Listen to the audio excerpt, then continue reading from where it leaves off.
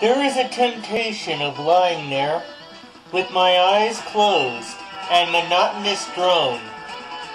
There was added pressure of a girlfriend as I lay back on the black leather couch, with suggestions by the psychiatrist, whose name I have already forgotten. My girlfriend enjoys giving me a bath, and I can feel her scrubbing rigidly, insisting that she wash between my thighs. The psychiatrist sits nearby, breathing, as his words touch my ears without meaning. His words are like disturbed mental patients, attempting to communicate language. I see my ex-girlfriend in a coffin. 10 years ago, a drunk driver killed her, and her orifices were stuffed with cotton. Yet she looked like some stranger lying there. Her skin was stretched cloth, wasting away.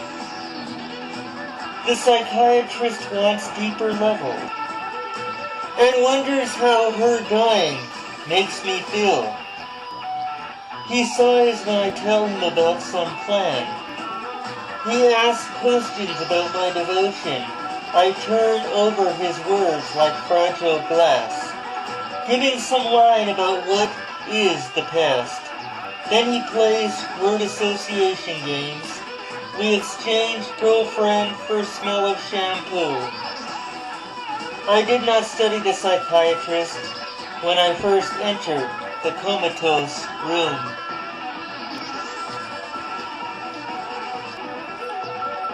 His clean-shaven neatness strikes me at first. I wonder if he shaves his pubic hairs as I look at his reflective, bald head. When he asks about love, I say nothing. The psychiatrist changes the subject, inviting questions about my father. When he asks about love, I say nothing. The man is fixated on the word love. His every other word has love in it. I think that his wife does not satisfy. If I said that out loud, what would he say? I open up my eyes and stare at him, as he is looking out the window. Then he suddenly turns to look at me, and asks me if I love my new girlfriend. There is that fixation on love again. When he asks about love, I say nothing. Then I talk about decent self-esteem. I ask him if he has any children. He looks through the papers in front of him, and so I look away and close my eyes. His breath rushes like water from a tap. I see the frail mouth of my ex-girlfriend, opening and closing like a small fish. Then I envision my current girlfriend, lathered bubble, as I speak of the odd comparison. He attempts to grab hold of my strange words, but they slither through his teeth like a snake. He stares at me with his two eyes searching, attempting to scribble down my odd words.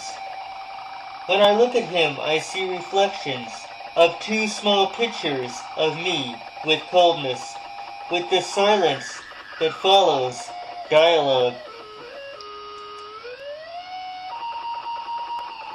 The psychiatrist looks at his papers. His hands move over the crumpled pages, with his pen scribbling word after word, like a frightened cat scared by a big dog. Looking at his clock, he ends the session. He talks about meeting every Friday. I agree, but I know I will not show.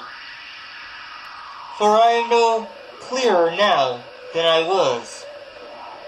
And I know psychiatry is a scam.